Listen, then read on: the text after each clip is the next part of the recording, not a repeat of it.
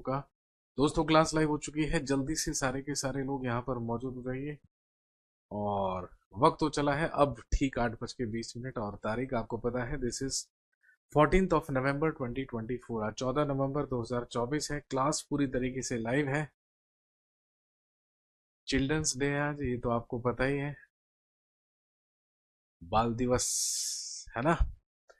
चलिए आइए, सारे के सारे लोग जल्दी से यहाँ पे जुड़ जाएंगे। और आज नाम लेने की जो प्रक्रिया है वो नहीं चलेगी, क्योंकि ऑलरेडी क्लास लेट से शुरू हो रही है। सीधे मुद्दे पर आते हैं। आप जानते हैं कि हम मेडिवल हिस्ट्री पढ़ रहे थे, मध्यकालीन इतिहास पढ़ रहे थे, और जिसमें हमने कल एक महत्वपूर्ण टॉपिक शुरू किया था, जिसमें हम बात कर रहे थे अबाउट सुल्तान्स ऑफ दिल्ली, यानी कि दिल्ली के सुल्तानों के बारे में, या आप कह सकते हैं कि दिल्ली सल्तनत के बारे में हमने पढ़ना कल स्टार्ट किया था। अब दिल्ली सल्तनत में कौन कौन से वंश हुए, कौन कौन सी डायनेस्टीज हुई, इसके बारे में हमने चर्चा कर ली है। दिल्ली को बसाया तोमरों ने, अनंगपाल तोमर के द्वारा दिल्ली बसाई गई। उसके बाद हमने चौहानों का अधिकार दिल्ली पर पड़ा, जिसमें पृथ्वीराज चौहान के बारे में हमने बात की। और फिर उसके बाद आप जानते हैं कि यहाँ पर मोहम्मद गौरी के ही गुलाम और दामाद कुतुबुद्दीन ऐबक के द्वारा हिंदुस्तान के सबसे पहले मुस्लिम वंश की स्थापना की गई, जो कहलाता है गुलाम वंश, स्लेव डायनेस्टी या मामलुक डायनेस्टी। और उसके बाद खिलजी वंश, तुगलक वंश, सैयद वंश और लोधी वंश के सुल्तानों ने यहाँ पर शासन किया।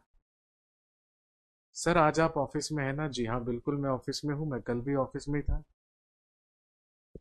चलिए कंटिन्यू करते हैं। This is medieval history. हम पढ़ रहे हैं मध्यकालीन इतिहास।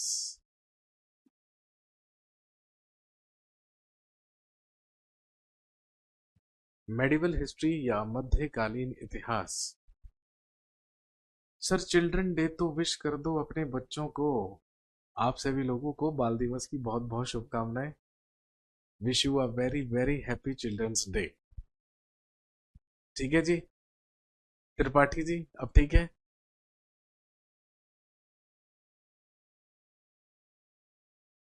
ब्लैक शर्ट अच्छा लग रहा है सर?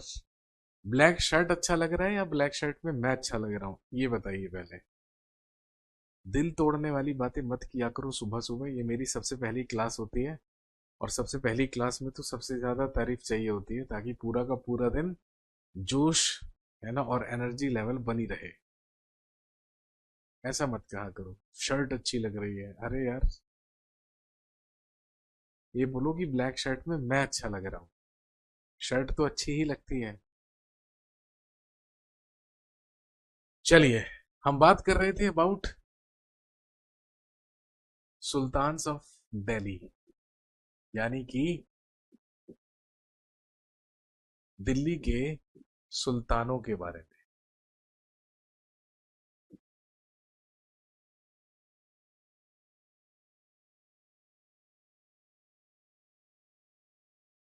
सुल्तान्स ऑफ दिल्ली या दिल्ली के सुल्तान।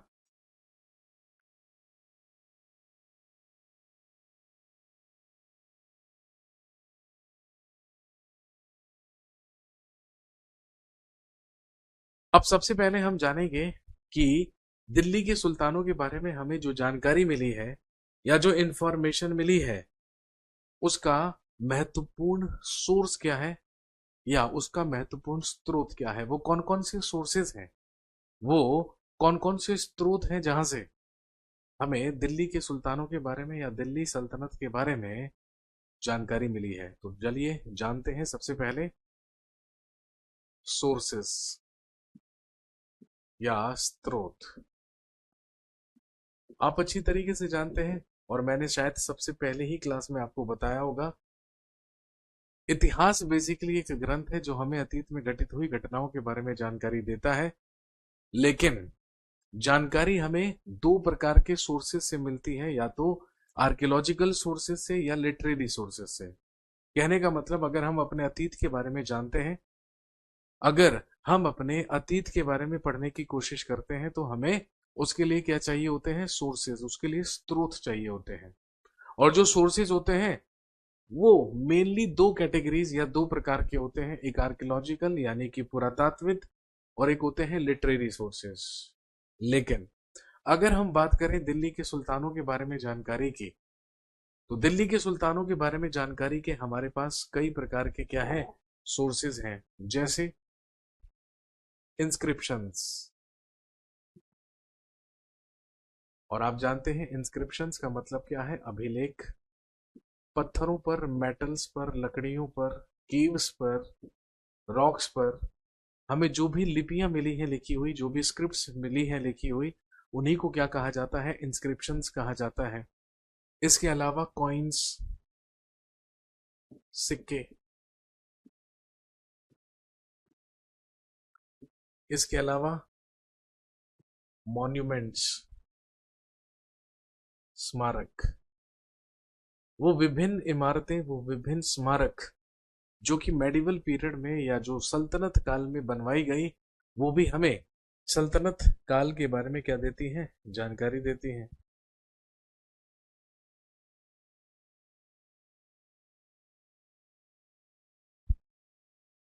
अब अगर हम इन तीनों प्रकार के सोर्सेस के बारे में बात करें, तो आप जानते हैं इन तीनों ही चीजों को आप क्या कहेंगे, आर्कियोलॉजिकल सोर्सेस कहेंगे। इन्हें आप पुरातात्विक, आप इन्हें पुरातात्विक स्रोत कहेंगे। लेकिन अगर हम स्पेसिफिकली दिल्ली सल्तनत के बारे में बात करें, अगर हम दिल्ली के सुल्तानों के बारे में बात करें, तो ध्यान रखेंगे अगर हम लिटरेरी सोर्सेस की बात करें या साहित्यिक स्रोतों की बात करें,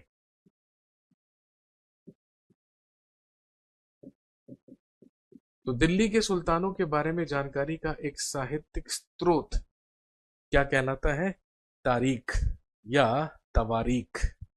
अब आप सोचेंगे कि ये क्या है, तारीख सिंगुलर शब्द है, और अगर इसी को प्लूरल कर देंगे तो वो तवारीख बन जाएगा। तारीख या तवारीख बेसिकली उन लिटरेरी सोर्सेस को कहा जाता है या उन डिस्क्रिप्शंस को कहा जाता है जो दिल्ली सल्तनत के प्रशासन में फारसी भाषा में लिखे गए थे। इनकी जो भाषा है वो मेनली क्या है, पर्शियन, फारसी। इनकी जो भाषा है, इनकी जो लैंग्वेज है, वो मुख्य रूप से पर्शियन या फारसी है।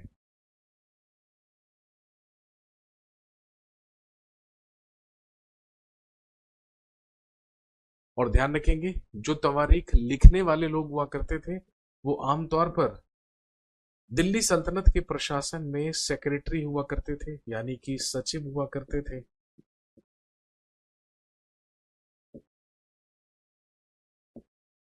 मिनिस्टर्स, मंत्री हुआ करते थे। एडमिनिस्ट्रेटर्स,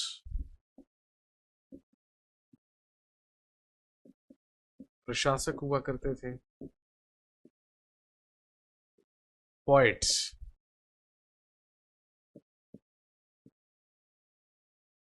कवि हुआ करते थे, या आप कह सकते हैं दरबार के सदस्य, कोर्ट मेंबर्स या दरबारी।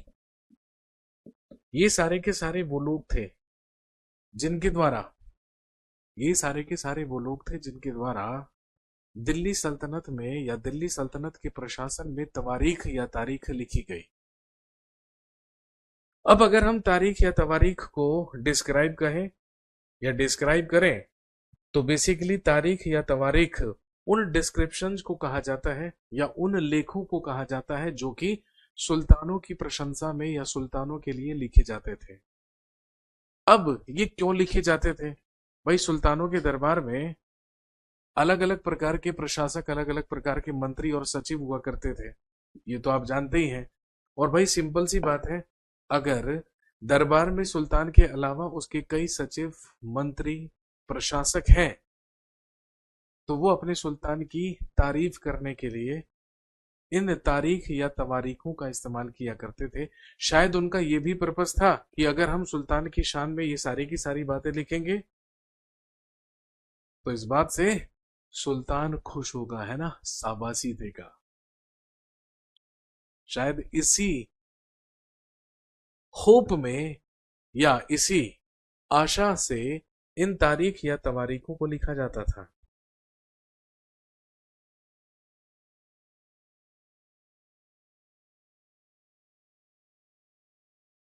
अब ये जो तवारीख के लेखक थे, इनके बारे में कुछ महत्वपूर्ण जानकारियां मिलती हैं। लिखेंगे, generally they used to live in cities और नियर बाय दिल्ली।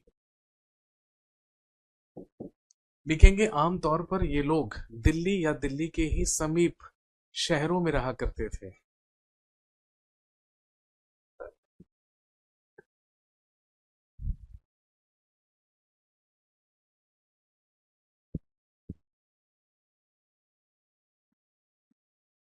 इसके अलावा they used to write these descriptions in hope of gifts. लिखेंगे, ये लोग इन लेखों को या इन तवारीखों को उपहार पाने की आशा से लिखा करते थे या इनाम पाने की ही आशा से लिखा करते थे।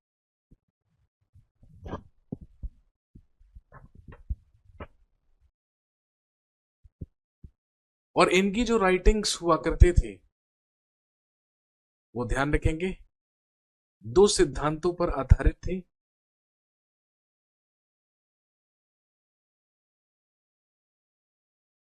सबसे पहला इनका जो सिद्धांत हुआ करता था, आप कह सकते हैं कि ये लोग जन्म सिद्ध अधिकार पर बिलीव किया करते थे।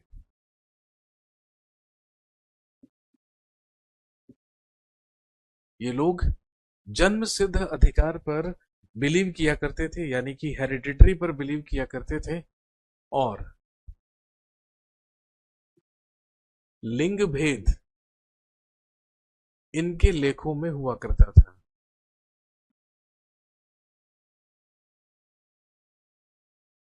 अब यहां पर जन्मसिद्ध अधिकार और लिंग भेद का मतलब क्या है?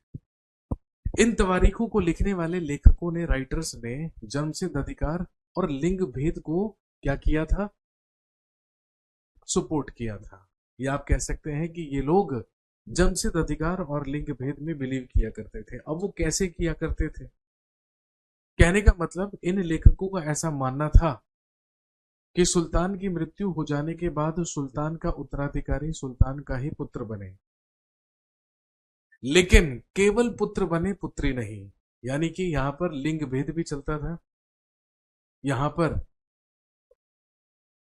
जेंडर डिस्क्रिमिनेशन भी चलता था, ये आप कह सकते हैं, क्योंकि इसका हमारे पास एक उदाहरण है, इसका हमारे पास एक एग्जाम्पल है। और अगर हम एग्जाम्पल की बात करें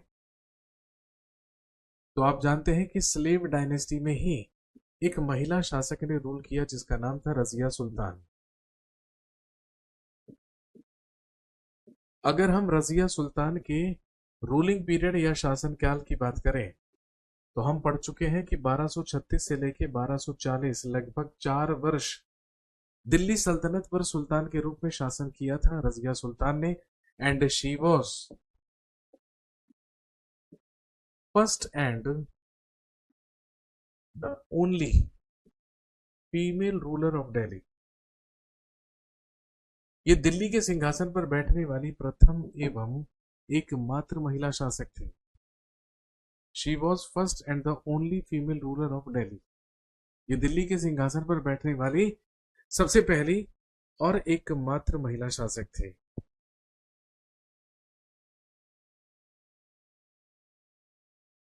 और ध्यान रखेंगे, रजिया सुल्तान का ही कंटेम्प्रेरी एक हिस्टोरियन हुआ, एक इतिहासकार हुआ, लेखक,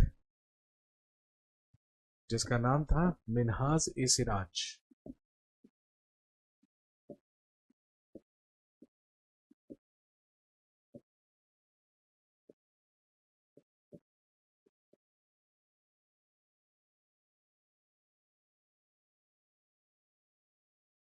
और यही मिनाज शिराज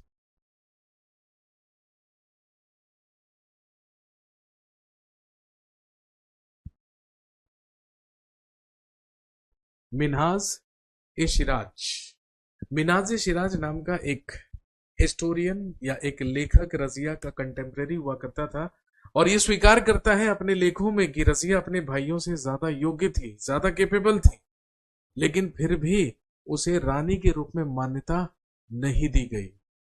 और शायद इसका सबसे बड़ा रीजन ही यही था कि सारे के सारे लोग सिर्फ और सिर्फ जन्मसिद्ध अधिकार के साथ साथ लिंग भेद पर भी बिलीव किया करते थे। भाई ठीक है, इल्तुतमिश की ही पुत्री हुई रजिया सुल्तान, तो स्वाभाविक सी बात है जन्मसिद्ध अधिकार तो यहाँ पर फॉलो हो रहा था, लेकिन यहाँ पर लिंग भेद जो था उसको फॉलो नहीं किया गया था, क्योंकि इल्तुतमिश ने तो ये देखा कि उसके चारों पुत्रों में से कोई भी उसका पुत्र इतना योग्य नहीं था कि वो दिल्ली का सुल्तान बन सके।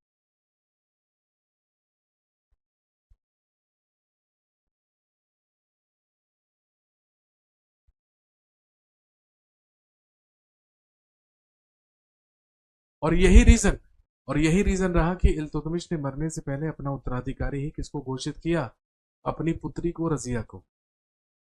रजिया जिस समय दिल्ली की सुल्तान बनी थी, आप जानते हैं उस समय महिलाओं को हिजाबों में रहना होता था, लेकिन इसने पर्दा प्रथा का पूरी तरीके से त्याग किया था।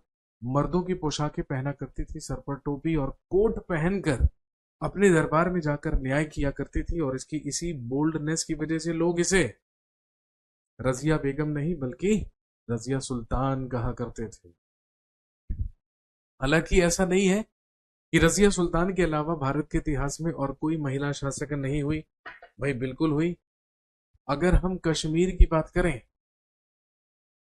तो 980 ईस्वी से लेकर लगभग 1003 ईस्वी तक हमें कश्मीर की एक महिला रूलर रानी दिद्दा के बारे में जानकारी मिलती है।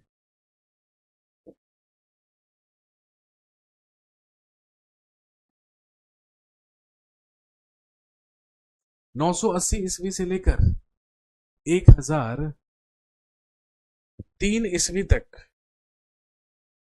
कश्मीर की रानी दिद्दा का हमें उल्लेख मिलता है, और दिद्दा जो शब्द है वो दीदी से बना है, जिसका मतलब आप जानते हैं बड़ी बहन होता है।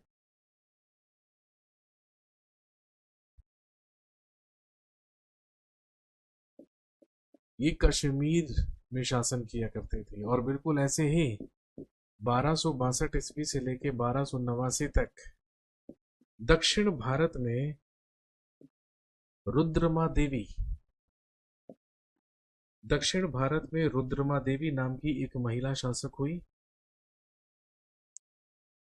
जो कि दक्षिण भारत में वारंगल में शासन किया करती थी। वारंगल में एक डायनेस्टी चला करती थी जो कहलाती थी ककातीय डायनेस्टी, जो कहलाता था ककातीय वंश। और आप जानते हैं कि उसी ककातीय वंश की रानी हुआ करती थी रानी रुद्रमा देवी।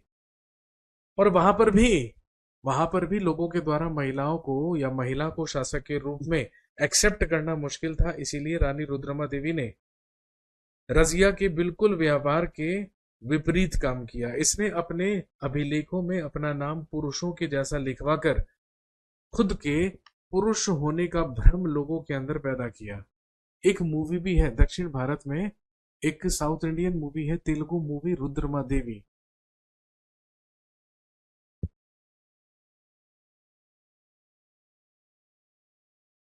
तो उस मूवी में भी यही दिखाया गया है कि जब रुद्रमा देवी का जन्म हुआ तो बचपन से लेकर इसके वयस्क होने तक ये बात सबसे छुपाई गई कि वो एक महिला है, वो एक लड़की है।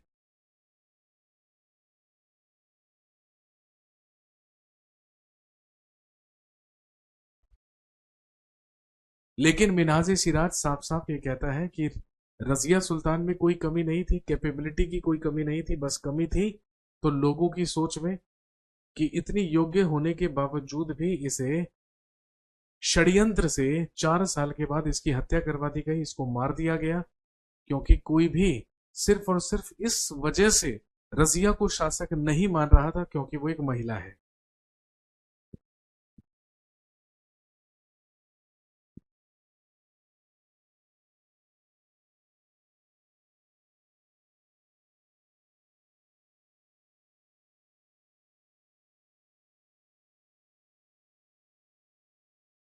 अब अगला वर्ड आप समझेंगे,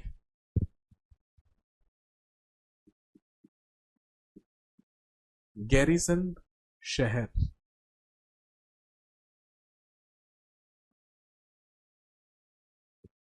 13th सेंचुरी की अगर हम बात करें, 13वीं शताब्दी की अगर हम बात करें,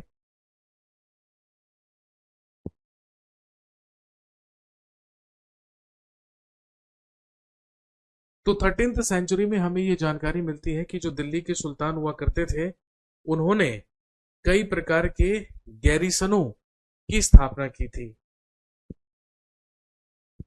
अब बेसिकली गैरिसन शब्द का मतलब क्या है?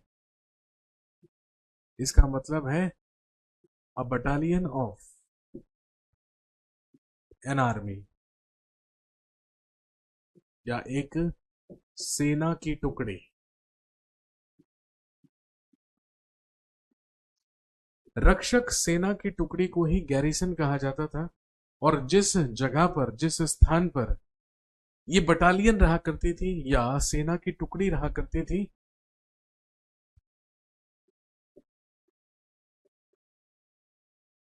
उसी को गैरिसन सिटी कहा जाता था। ये सेना का निवास स्थान हुआ करता था। जैसे आज कैंटनमेंट्स होते हैं ना, जैसे आज कैंट्स होते हैं, अलग अलग शहरों में आपने देखा होगा कैंट्स होते हैं, कैंटनमेंट्स होते हैं, जहां पर केवल और केवल कौन रहती है? सेना रहती है, केवल और केवल सैनिक रहते हैं। उन्हीं को 13th सेंचुरी में गैरिसन शहर कहा जाता था या गैरिसन कहा जाता था।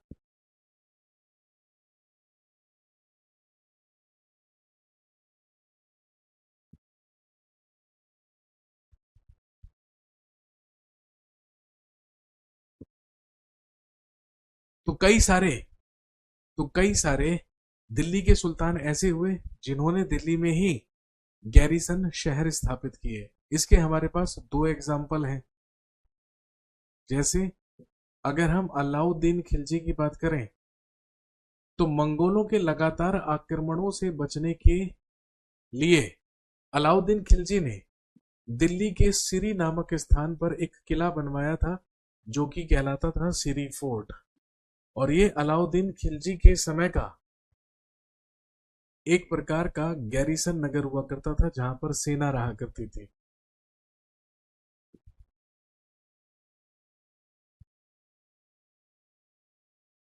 मैं कैंटनमेंट्स में ही रहती हूँ सर। बहुत बढ़िया, अच्छी बात है सर। What about Mughals? मेरे भाई, मुगल्स जो है वो हमारा अगला टॉपिक है। मैंने आपको बताया ना, अभी हम दिल्ली सल्तनत की बात कर रहे हैं। और अगर हम दिल्ली सल्तनत की बात कर रहे हैं, तो स्वाभाविक सी बात है, ये पीरियड 1206 से लेके 1526 तक का है।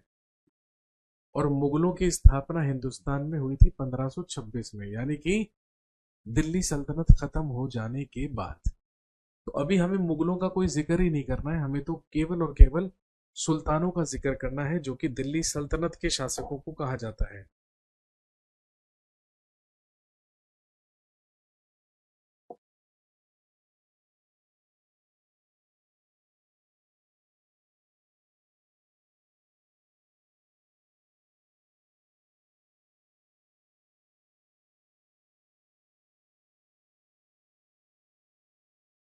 अगर हम बात करें गैरिसन नगरों की, इनकी स्थापना करने की जो शुरुआत थी वो गयासुद्दीन बलबन ने की, लेकिन आगे चलकर अलाउद्दीन खिलजी और मोहम्मद बिन तुगलक ने,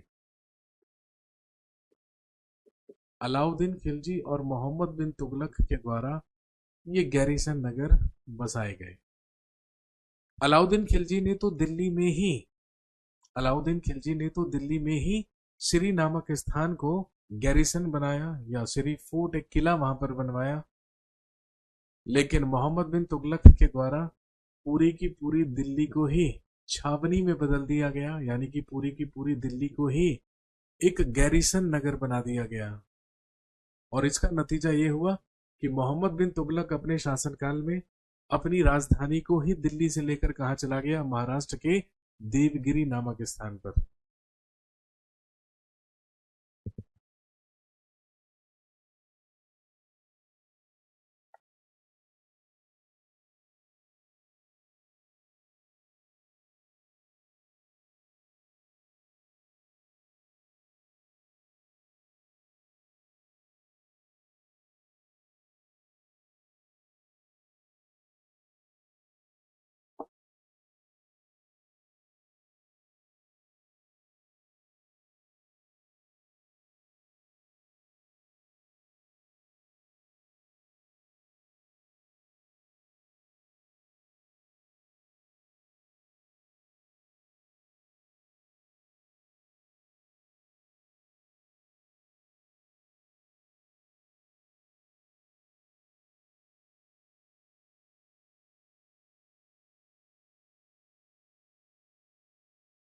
लेकिन ध्यान रखेंगे, दिल्ली के सुल्तानों को इन गैरिसन शहरों को स्थापित करने की जरूरत क्यों पड़ी? इसलिए पड़ी क्योंकि जब दिल्ली का सुल्तान इल्तुतमिश था तो 1221 ईस्वी में इल्तुतमिश के शासनकाल में हुआ इन्वेजन ऑफ गेंगिस खान, यानी कि चंगेज खां का आक्रमण। चंगेज खां का नाम आपने सुना होगा। Who was Genghis Khan? He was a Mongoloid ruler. Sir Devagiri means, मेरे भाई महाराष्ट्र में एक जगह हुआ करते थे देवगिरी, तो मोहम्मद बिन तुगलक ने अपने शासनकाल में अपनी राजधानी को दिल्ली से देवगिरी शिफ्ट कर दिया था और देवगिरी का नाम बदल कर रख दिया था दौलताबाद। तो जो आज महाराष्ट्र में औरंगाबाद के पास दौलताबाद नामक स्थान है, वही कभी प्राचीन काल में देवगिरी कहलाता था। 1221 ईस्वी में चंगेज खान का आक्रमण हुआ, जो कि एक मंगोल शासक था। चंगेज खान के ही नेतृत्व में मंगोलों ने सबसे पहले 1219 में नॉर्थ ईस्टर्न ईरान यानी कि पर्शिया में जिसको ट्रांसऑक्सियाना कहा जाता था, जो कि आज उज्बेकिस्तान है, वहां पर अटैक किया था। और ध्यान रखेंगे, यही चंगेज खान भारत भी आया था, हिंदुस्तान भी आया था। बेसिकली हुआ क्या था, चंगेज खान के भाई की हत्या एक उज्बेक शासक ने कर दी थी। उसी उज्बेक शासक जिसका नाम जलालुद्दीन मंगबरनी था, उसी का पीछा करते हुए ये उज्बेकिस्तान तक आया। लेकिन जलालुद्दीन मंगबरनी उज्बेकिस्तान से हिंदुस्तान की तरफ भागा अपनी जान बचाने के लिए चंगेज खान से। और जब वो हिंदुस्तान की सीमा में पहुंचा तो उसने इल्तुतमिश से मदद मांगी और कहा कि चंगेज खान के आक्रमण से मेरी मदद कीजिए।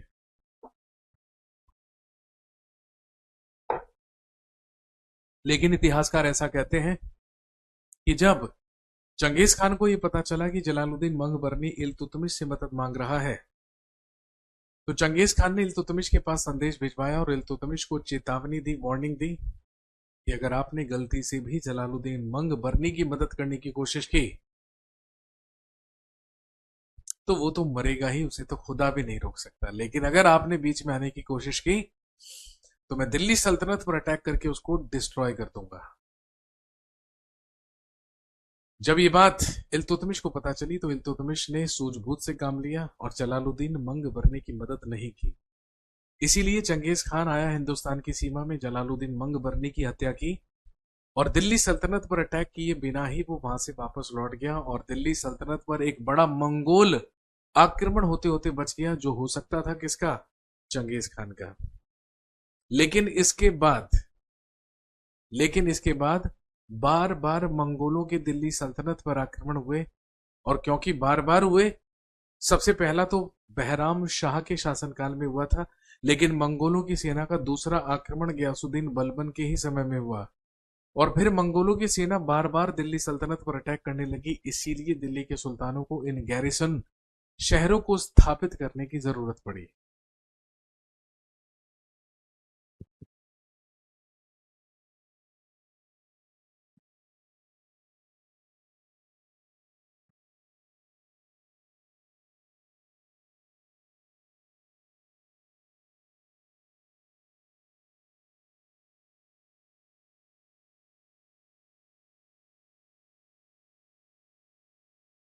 अब हम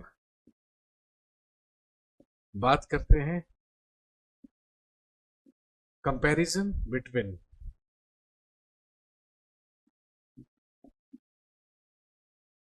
अलाउद्दीन खिलजी एंड मोहम्मद बिन तुगलक। अब अगर हम अलाउद्दीन खिलजी और मोहम्मद बिन तुगलक के बीच में तुलना करें तो हमें पता चलता है कि अलाउद्दीन खिलजी के शासनकाल में 1299 में और 1302 ईस्वी में 2 बार दिल्ली पर हमले हुए, और इन्हीं हमलों का सामना करने के लिए अलाउद्दीन खिलजी ने एक बड़ी सेना तैयार की और दिल्ली सल्तनत में स्थायी सेना रखने वाला, स्टैंडिंग आर्मी रखने वाला सबसे पहला ही सुल्तान कौन हुआ? अलाउद्दीन खिलजी।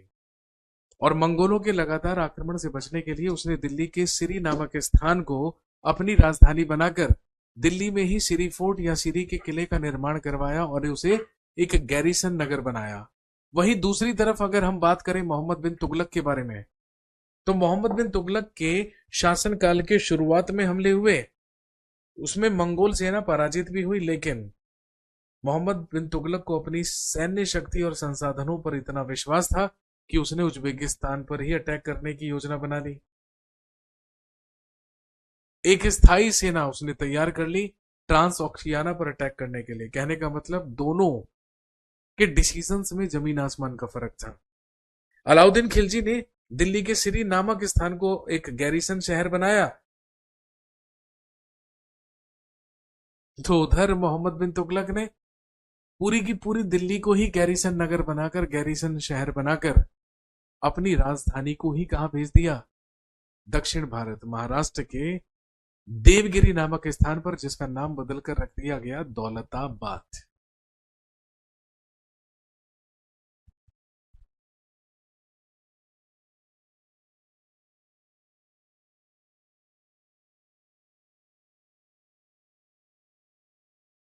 समझ गए बात? दूसरी तरफ अलाउद्दीन खिलजी के द्वारा सैनिकों के पेट भरने की समस्या गंगा और यमुना के बीच की भूमि से कर के रूप में खेती की पैदावार इकट्ठा करके हल किया गया। किसानों की पैदावार का 50% हिस्सा कर के तौर पर लिया गया अलाउद्दीन खिलजी के द्वारा।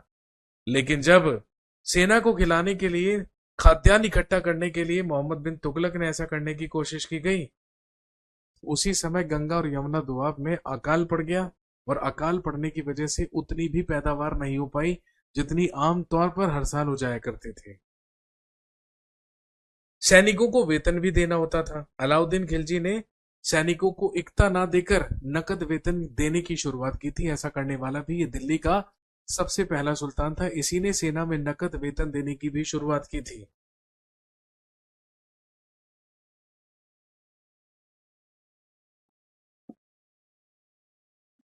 लेकिन अगर मोहम्मद बिन तुगलक की बात करें, तो भाई मोहम्मद बिन तुगलक वेतन कहां से दे? क्योंकि उस समय मोहम्मद बिन तुगलक के समय में जो चांदी के रिजर्व थे वो बहुत जो रिजर्व थे वो बहुत कम हो गए, जिसकी वजह से चांदी के सिक्के बंद करवाने पड़े मोहम्मद बिन तुगलक को। और मोहम्मद बिन तुगलक ने चांदी के सिक्कों की वैल्यू, या तांबे के सिक्कों की जो वैल्यू थी, यानी कि जीतल की जो वैल्यू थी, वो चांदी के सिक्कों के बराबर कर दी, और तांबे के सिक्कों के स्थान पर एक टोकन करेंसी चलाई, एक सांकेतिक मुद्रा चलाई, जो कि ब्रॉन्ज की बनी होती थी, जो कि कांसे की बनी होती थी। कहने का मतलब अलाउद्दीन खिलजी के जो प्रशासनिक कदम थे वो काफी सफल रहे, और इतिहासकारों ने कीमतों में कमी और बाजार में वस्तुओं की कुशलता से आपूर्ति के लिए भी उसके शासनकाल की प्रशंसा की है। उसने मंगोलों के आक्रमण को भी सफलतापूर्वक उसका सामना किया। लेकिन मोहम्मद बिन तुगलक के जो प्रशासनिक फैसले थे वो सारे के सारे फेल हुए, वो सारे के सारे विफल हुए। इसीलिए इतिहासकार एलिफेंस्टीन ने जब मोहम्मद बिन तुगलक के बारे में पढ़ा, तो उन्होंने कहा ये दिल्ली सल्तनत का पागल सुल्तान था। हालांकि दिल्ली सल्तनत में सबसे ज्यादा विद्वान, सबसे ज्यादा पढ़ा लिखा था, लेकिन फिर भी इसके जो प्रशासनिक कदम थे वो सारे के सारे फेल साबित हुए। तो ये थी कुछ महत्वपूर्ण बातें दिल्ली के सुल्तानों के बारे में। चलिए आज के